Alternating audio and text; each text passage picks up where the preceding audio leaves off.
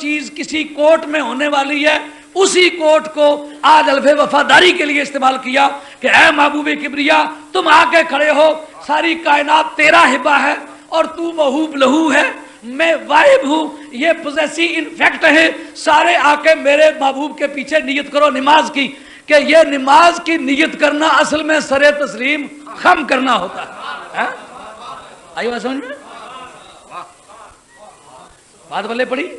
آج اگر کوئی امام کے پیچھے شرارت کی غرض سے یا کے نیت کرتا ہے تو یہ اس کی اپنی بدیانتی ہے، جو اسلامک کانسٹیٹیوشن ہے وہ اس کی حمایت نہیں کرتا، وہ یہ باور کرتا ہے جس نے پیچھے نیت کی ہے یہ سچ مچ اپنا ہے، ہاں یہ سچ مچ اپنا، یہ بیگانہ نہیں ہے۔ نہیں تو ایک سوال ہے مولا، نماز تو ہر عرش سے واپس آنے کے بعد فرض ہوئی، تو وہ جو پہلے پڑھی گئی نبیوں کو پڑھائی گئی وہ کیا تھی؟ کیوں بھائی کاشی بھائی بات نہ آئی؟ اسد یہ بات بڑی آسانی سے سمجھ میں آ رہی ہے کہ سرکار تاجدار مدینہ علیہ الصلوۃ والسلام کے بارے میں یہ ایک الف وفاداری کے مترادف عمل ہے جو اس وقت نبیوں کا پیچھے نماز پڑھنا ہے، اور یہ پوزیشن انفیکٹ جو ہے یہ ہینڈ اوور کیا جا رہا ہے، یہ چارج دیا جا رہا ہے، موقع کا قبضہ دیا جا رہا ہے۔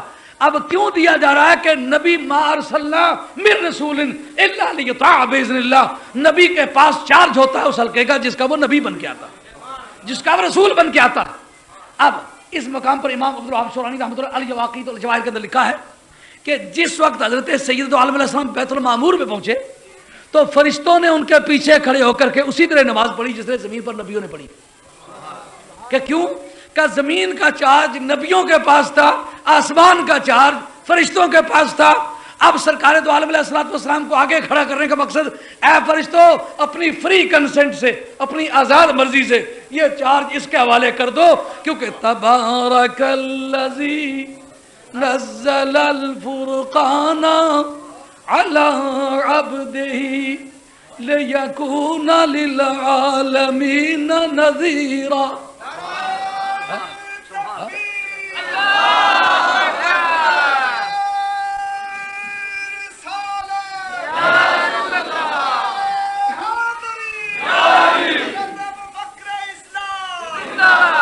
اے فرشتوں یہ نوشتہ دیوار ہے، یہ نوشتہ دیوار ہے، اس کو سمجھو کہ آج آسمانوں کی عظمتوں کا چارج بھی اسے دیا جا رہا ہے، یہ زمینوں آسمانوں کی بلندیوں اور پستیوں کا اکیلا فرما روا ہے، خدا کی طرف سے تاج سروری اسے ملا ہے، یہ پوری کائنات کا نذیر ہے۔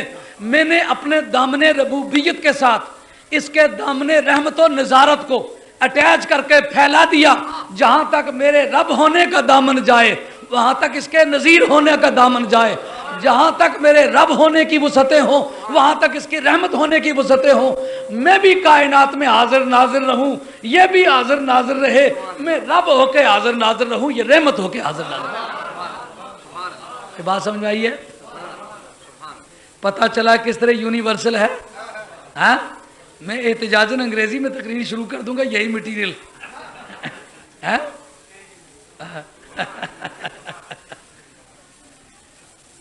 سبحان اللہ۔ اب وہ جتنے بھی کھاتے ہیں نا سرکار کے، سب میں وہ یونیورسیلٹی، عالمگیریت ہے۔ فرمایا لیا وزیران فی السماء و وزیران فی الارض، میرے دو وزیر آسمانوں پر رہتے ہیں اور دو وزیر زمینوں پر رہتے ہیں۔ فرش والے تیری شوکت کا علو کیا جانے، فرش والے تیری شوکت کا علو کیا جانے، خسرو عرش پہ اڑتا ہے پھریرا تیرا، خسرو عرش پہ اڑتا ہے پھریرا تیرا۔ متن حدیث تو یہ ہے نا، لیا وزیران فی السماء، میرے دو وزیر آسمانوں میں ہیں۔ مجھے دنیا کا وہ سسٹم آف گورنمنٹ بتاؤ کہ جس میں کسی جگہ کسی کی وزارت ہو پر حکومت نہ ہو۔ حکومت پہلے ہوا کرتی ہے، بعد میں وزارتیں بنا کرتی ہیں۔ وزارت ہے میری ہے، دو وزیر ہیں آسمان پر، آسمان پر حکومت نہ ہو تو وزارت کیوں ہو؟ معلوم ہوا کہ میرے محبوب کبریا صلی اللہ علیہ وسلم کی وزارتیں زمین پر بھی ہیں آسمان پر بھی ہیں. کیوں نہ ہو. امام قسطلانی رحمۃ اللہ علیہ نے معاب الدنیا شریف کے اندر ذکر کیا ہے کہ سرکار کی ولادت باسعادت والی تاریخ ایک جھنڈا حضور کے مکان پر، ایک کعبۃ اللہ پر، ایک بیت المقدس پر، ایک مشرق میں، ایک مغرب میں، ایک بیت المعمور پر، ایک عرش اولا پر. یہ وہ ساری حدیثیں اکٹھی کر گیا ہوں جن میں کسی میں ہے عرش پر جھنڈا ہے اور کعبے پر جھنڈا ہے، کسی میں دونوں کعبوں پر جھنڈا ہے، کسی میں مشرق. وہ ساری حدیثیں میں نے اکٹھی کر لی. تو جھنڈے کسی کے کہاں لگا کرتے ہیں؟ جہاں کسی کی حکومت ہوا کرے. جھنڈا لگنا نشانی حکومت کی ہے. اسی وجہ سے ہمیں لوگ کہتے ہیں او جی جھنڈیاں کیوں لگاتے ہو؟ ہم کہتے ہیں گھبراؤ نہیں، جھنڈے لگانے والے ہیں. خسروا عرش پہ اڑتا ہے فرات، خسروا عرش پہ اڑتا ہے فرات. ثبوت کی کیا ضرورت رہ جاتی ہے؟ یعنی اعلیٰ کا ثبوت مل گیا تو ادنا کے ثبوت کی ضرورت بھی کیا ہے؟ ہمارے پاس تو جھنڈوں کے ثبوت موجود ہے، جھنڈی کے ثبوت مانگتے ہی کیوں ہو؟ تمہارا مذہب بھی کوئی ایسا مائنر قسم کا ہے؟ ہمارے پاس تو جھنڈے کا ثبوت ہے، جھنڈی کا ثبوت کیا مانگتے ہو؟ سبحان اللہ. اس سے آپ سمجھیں کہ سرکار تاجدار مدینہ علیہ السلام کی نبوت عالمگیر ہونے کے کیا معنی. باعتبار علم کے سرکار دو عالم علیہ الصلوۃ والسلام کی حکومت عالمگیر ہے، باعتبار اختیارات کے سرکار کی حکومت عالمگیر ہے، اور باعتبار انسانی حقوق کو تحفظ دینے کے اس معنی میں بھی نبی پاک علیہ السلام کی حکومت عالمگیر ہے. کیوں کہ سرکار دو عالم علیہ الصلوۃ والسلام نے صرف مسلمانوں کے حقوق کو تحفظ نہیں دیا، کفار کے حقوق کو بھی تحفظ دیا.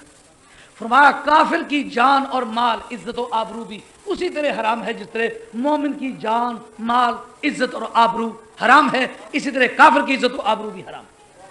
اور اسلام کے ریلم میں، اسلام کے قلم رو میں ایک حاکم وقت کسی کافر، کسی ذمی، کسی یہودی، کسی نصرانی، کسی کافر کے حقوق کو تحفظ دینے کا اتنا ہی پابند ہے جتنا کہ ایک سچے اور مخلص مسلمان کے حقوق کو تحفظ دینے کا پابند ہے. امام ماوردی رحمۃ اللہ تعالیٰ علیہ نے اور امام یوسف رحمۃ اللہ تعالیٰ نے بھی، ان دونوں نے، امام ماوردی نے اپنی احکام السلطانیہ کے اندر اور امام یوسف رحمۃ اللہ کتاب الخراج کے اندر. کتاب الخراج کا لفظ سنتے وقت آدمی سمجھتا ہے شاید ریونیو بورڈ کی کتاب ہے، لیکن وہ ریونیو بورڈ کی کتاب نہیں، وہ اسلامی سیاسیات کی کتاب ہے. اس کے اندر لکھا ہے کہ حضرت فاروق اعظم رضی اللہ عنہ کا دور خلافت ہے. آپ دمشق کے بازار سے گزرے، دیکھا ایک بڑا کڑیل جوان لیکن ہے سن رسیدہ. عمر اپنی جوانی کے منظر سے آگے گزر چکی ہوئی ہے، بھیک مانگ رہا ہے. آپ نے گورنر کو دوپہر کی دھوپ میں طلب کر لیا، نے کہا بتاؤ یہ کون بھیک مانگ رہا ہے اور کیوں بھیک مانگ رہا ہے؟ اس نے کہا کہ یہ بھیک مانگنے والے کے بارے میں مجھے علم نہیں. فرمایا دل تو چاہتا ہے کہ اسے تجھے معذور کر دوں، تجھے کیوں پتا نہیں، تو گورنر ہو کے جانتا کیوں نہیں یہ کون؟ یہ کیسر و کسرا کی حکومت شروع کی ہوئی ہے. معلومہ فاروق اعظم کو بھی پتا ہے، ان کا بھی عقیدہ یہی ہے جو میرا ہے کہ جو جہاں کا حاکم ہے اس کا نالج اس کے پاس ہونا چاہیے. ان کا تجھے کیوں پتا نہیں گورنر ہو کر یہ کون ہے؟ اس سے معلوم ہوا کہ اسلامی مزاج حکومت یہ ہے کہ بڑے سے بڑا حاکم جو ہے اس کو اپنے ملک کے اور اپنے قلم رو کے اور اپنے جورسڈکشن کے ایک چھوٹے سے چھوٹے آدمی کے بارے میں نالج ہونا چاہیے. یہ کون ہے، اس کے سورس آف انکم کیا ہے، اس کا گزارا کس طرح ہوتا ہے، اس کی سردیوں میں رات کس طرح بیتتی ہے، اس میں گرمیوں کا دن کس طرح گزرتا ہے، یہ فاقہ مستی میں گزارتا ہے، تہی دستی میں گزارتا ہے، کھلے آسمان کے نیچے سوتا ہے، یہ اس کی پناہ گاہ بھی کوئی ہے. لیکن بلایا اس آدمی کو بلا کے پوچھا کون ہے، کیوں بھیک مانگ رہا ہے؟ دو سوال. انہوں نے کہا مذہباً یہودی ہوں اور بھیک اس لیے مانگ رہا ہوں کہ میرے پاس پیسے نہیں ہیں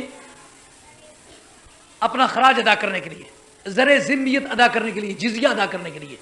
تو جزیے کے بارے میں میری استطاعت نہ ہونے کی وجہ سے میں بھیک مانگ رہا ہوں کہ بھیک مانگ کے وہ جزیہ مجھے ادا کرنا ہے. فاروق اعظم نے وہاں کھڑے کھڑے ایک لال اسلیٹ کیا. انہوں نے کہا جب تک عمر دنیا میں زندہ ہے اور نبی پاک علیہ الصلوۃ والسلام کے قلمدان خلافت پر بیٹھا ہوا ہے. یہ عمر کی ڈیوٹی ہوگی کہ جب کوئی بھی کافر اسلامی قلمرو میں اسلامی ریلنگ میں کبھی وہ بوڑھا ہو جائے, کمائی کی زندگی سے گزر جائے, اب کمائی کے قابل نہ رہے, نہ صرف اس کا جزیہ معاف ہے بلکہ اس کا لاجنگ بورڈنگ سارا اسلام کے ذمہ ہے.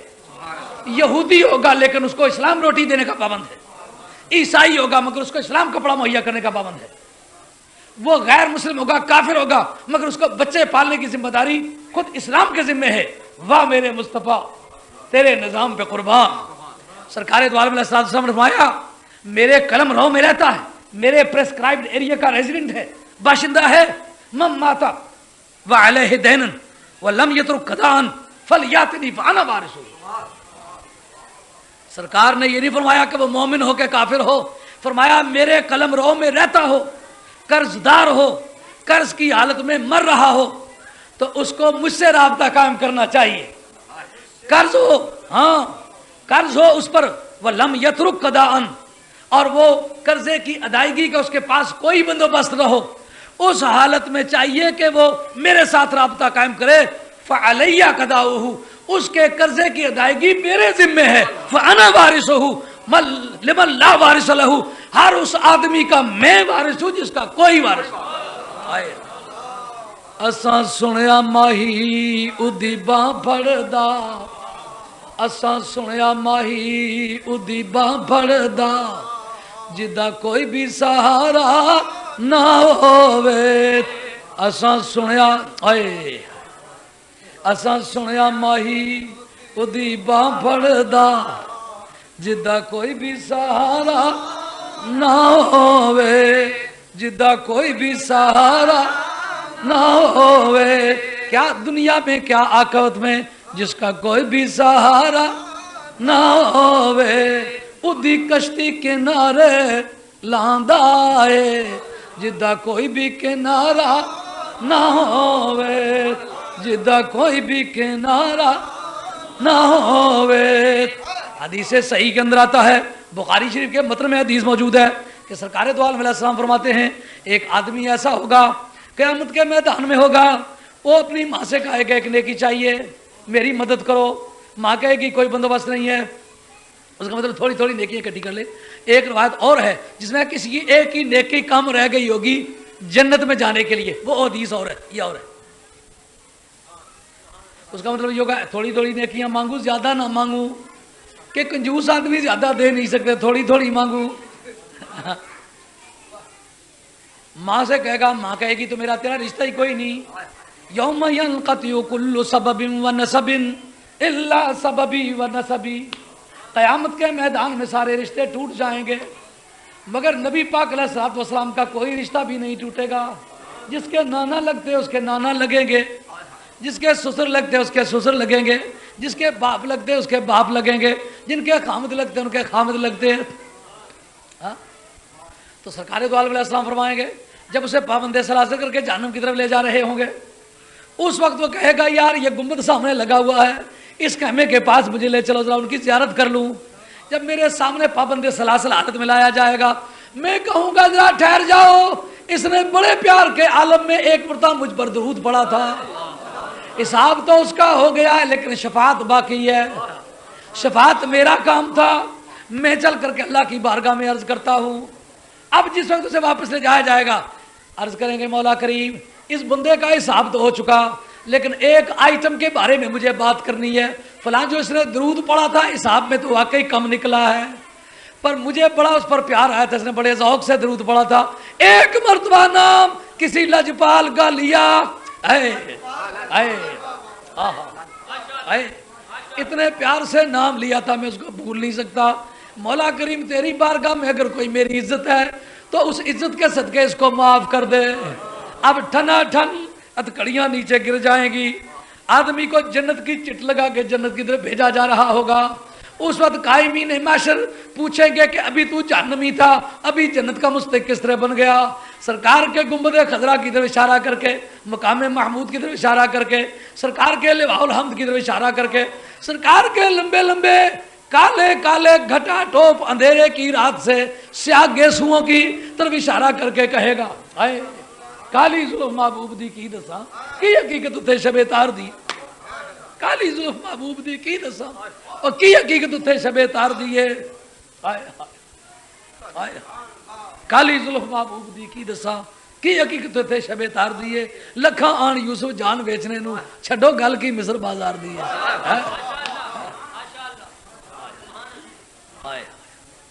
लखा आन यूसुफ जान बेचने नू छड्डो गल की मिस्र बाजार दी है। हाय हाय क्या हुस्न है काली जुल्फ महबूब दी की दसा ओए की हकीकत उते शबे तार दी। हाँ किसी का कहना था कि काली जुल्फ महबूब मेरे दी जिवें लंबी रात हिजर दी। मेरे दिल ने एहतिजाज किया, मैंने कहा काली जुल्फ महबूब दी की दसा की हकीकत उते शबे तार दी है। लखा आन यूसुफ जान बेचने नू छड्डो गल की मिस्र बाजार दी है। आलमे बेखुदी में वो रूमी कश्मीर की बात मेरी जुबान से निकल गई है। हुस्न बाजार उदय से यूसुफ बरदे हो बिकांदे जुल्कर नान सुलेमा जहे खिदमतगार कहा।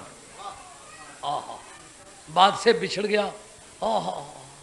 जिस वक्त सरकार दो आलम अलैहिस्सलाम ने उसको छुड़ाया, लोगों ने पूछा, उसने सरकार दो आलम अलैहिस्सलाम के गेसुए ताबदार की तरफ इशारा करके कहा, मुझसे पूछते हो मैं दोज़ख से छूटा किस तरह हूँ, जन्नत में जा क्यों कर रहा हूँ? इस वजह से जा रहा हूँ कि असा सुनया माही ओदी बांह फड़दा, असा सुनया माही ओदी बांह फड़दा, जिदा कोई भी सहारा ना होवे।